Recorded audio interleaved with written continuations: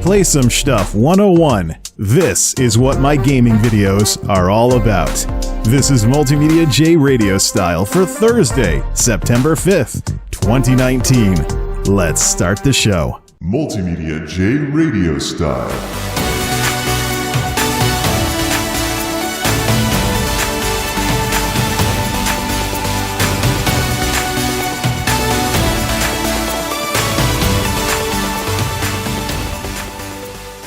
Today's discussion is made necessary by the gaming video climate that exists all across the internet here in September of 2019. For those wondering why I make gaming videos, why you should care about my gaming videos, why you should even watch my gaming videos, and what the heck the point of them are, you've tuned into exactly the right discussion. Let's talk. Play Some Schtuff is the wacky world of MultimediaJay with video games. It's a series that predates the wacky world of MultimediaJay by several years, but has had a lot of problems with really kind of settling into what it's all about. If you watch some of my gaming videos from earlier in the decade, you'll see what I'm talking about. Lots and lots of too much of the game just running and not editing things enough, things getting too disorganized, too rambly, and in some cases, I was recording them while I worked night shift in an apartment situation with neighbors through the wall, so I was trying to keep things down because it was the middle of the night, but unfortunately it just didn't work out. When you're trying to stay quiet, you can't hide it. It's always going to show up in your recordings. People are always going to be able to figure it out with your tone and the way you speak, that you're trying to keep the noise down, and you probably should be recording at some other time when it's not as much of a problem.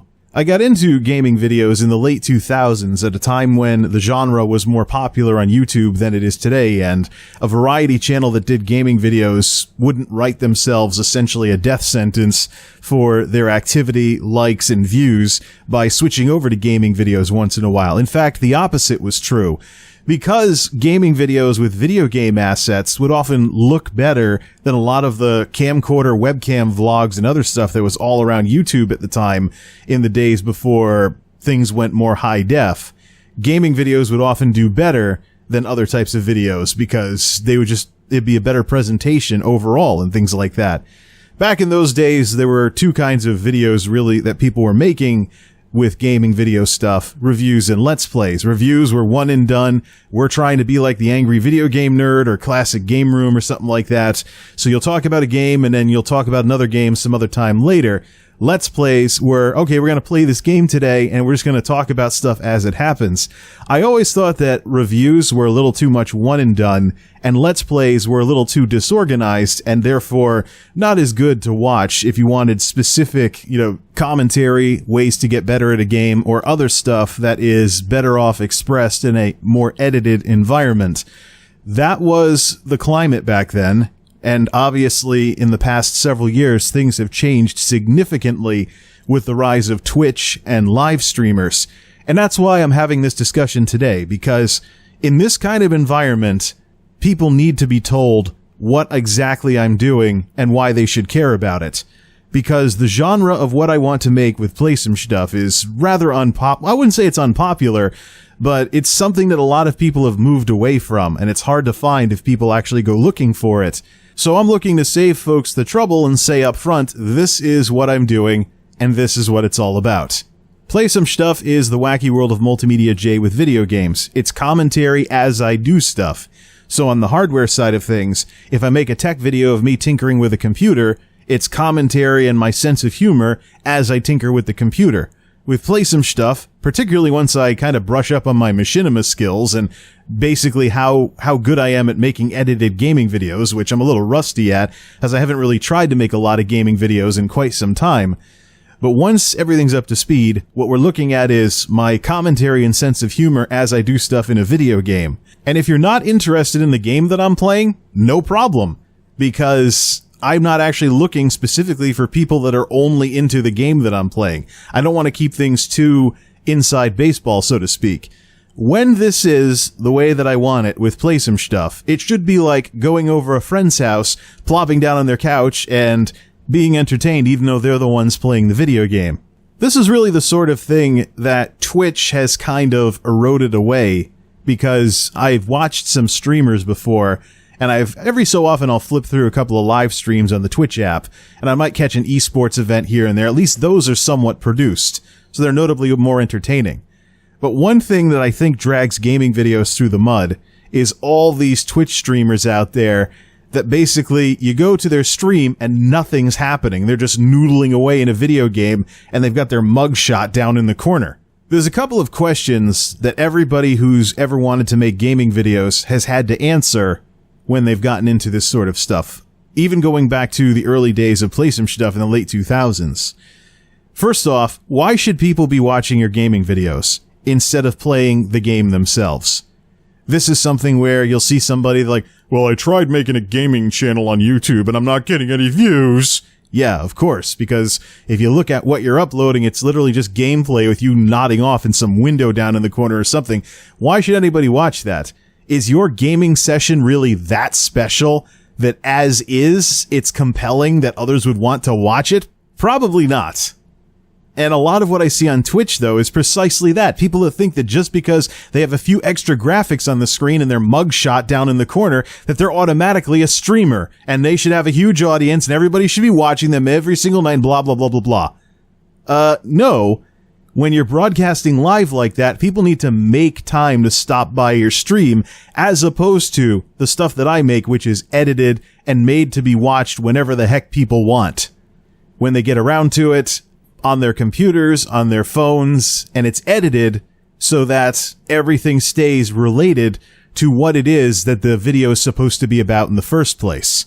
This is what I think we've lost as the Twitch revolution has changed what everyone thinks of gaming videos on YouTube. You have consoles being released with stream buttons on the controllers, and it becomes so ubiquitous that, okay, so this streamer is streaming himself playing this game.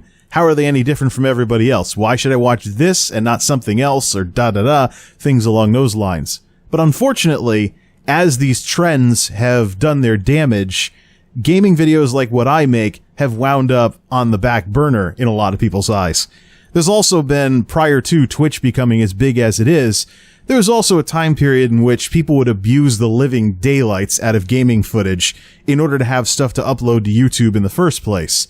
So they would be blabbering away about something, and there'd be gameplay footage tacked on completely unrelated to what was going on.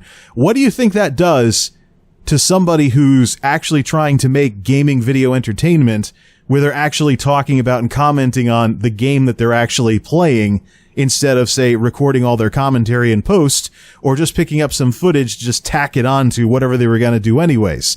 What do you think that does? It cheapens the whole gaming video thing, and I think there's been some psychological damage done to a lot of folks who immediately just tune something out if it looks like a gaming video. Even if it's a YouTube thing. Just put a gaming screenshot on your podcast or something like that and watch the views drop. This is ridiculous, and it has gone on for far too long. And I realize it's popular, but just because something is popular, like Twitch streaming, or in the days before all of this, people doing the unrelated gaming footage thing, just because something's popular doesn't necessarily mean that it's right. And I don't think that the misuse of gaming footage for years and years and years by all these commentators who just plain never had anything to put on their videos in the first place as they grew their channels on YouTube, I don't think those people were in the right either. But why should making commentary gaming videos like what I do be a lost cause simply because of a few trends on YouTube that have damaged the genre? That is completely and totally unfair to people that want to get into this stuff. Give me a chance. Give my gaming videos a chance. And most importantly, give other people's gaming videos a chance.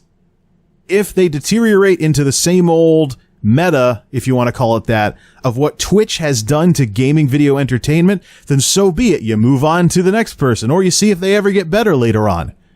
But it's just really too bad that I have to have some kind of declaratory statement like this just to get back into making gaming videos. This has been a multimedia channel since the very beginning, but the last couple of years have had an overemphasis on hardware.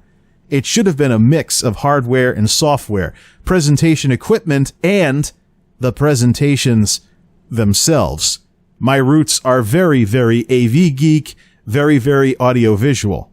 But between hardware limitations, in the early days mostly, and then the social stuff that's gone on since the hardware limitations were overcome, like what's going on right now with the streaming scene, as opposed to people just wanting to make regular gaming videos that people can actually watch in a decent amount of time. Between all of that, it is absolutely ridiculous that I have to even have a discussion like this, just to say what on earth I'm doing with all these gaming videos, but it's the way things are. It's the world we live in. Therefore, a discussion like this is necessary. With all the multimedia stuff that I'm interested in, and with all the stuff I've done with gaming PCs over the years, it should come as absolutely no surprise that at some point I would want to transition away from tinkering with gaming PCs, building gaming PCs, etc., to actually doing something with them and showing games running on various systems. And that's not to say that my tech videos and my gaming videos need to have this big wall between them where people like one and hate the other. There certainly are plenty of tools out there like MSI Afterburner and overlays and stuff like that to blend the two together. There is certainly plenty of room for crossover, as we've seen recently with some of the tech videos I've done that have had gaming footage while the credits were rolling. At some point, this had to flip in the other direction. It's just that between the hardware situation, even something as mundane as what stand I had for the Blue Yeti, recording gaming videos has always had some element of challenge and intimidation to it. Same thing too with what people have done to the gaming video genre over the last couple of years. And also some of the gaming video fiascos that have happened on YouTube, which is one of the key reasons why, with Play Some Schtuff, I stick to the same core group of games but have ongoing commentary for them instead of trying to review everything, as some would put it, because there have been varying results with game publishers, game studios, and some gaming companies out there actually have extremely strict terms of service as to how you can use gaming footage of their products in gaming videos and stuff like that. But as far as I'm concerned, as a AV multimedia guy, it's only natural that, with all the tech tinkering that I do, I eventually get around to showing the fruits of my labor, so to speak. So feel free to check out Play Some Schtuff. The older ones are not going to be as on point as the stuff that I make today, but ultimately, when all is said and done, it's the wacky world of MultimediaJay with video games, and should appeal to the same types of people that like my sense of humor and charisma when tinkering with technology. Feel free to check out the channel page for the back catalog as well as playlists, especially if YouTube continues limiting how far back you can search in people's uploads and things along those lines. And it's time to get back to the fun. This is MultimediaJay signing off. Thanks for stopping by.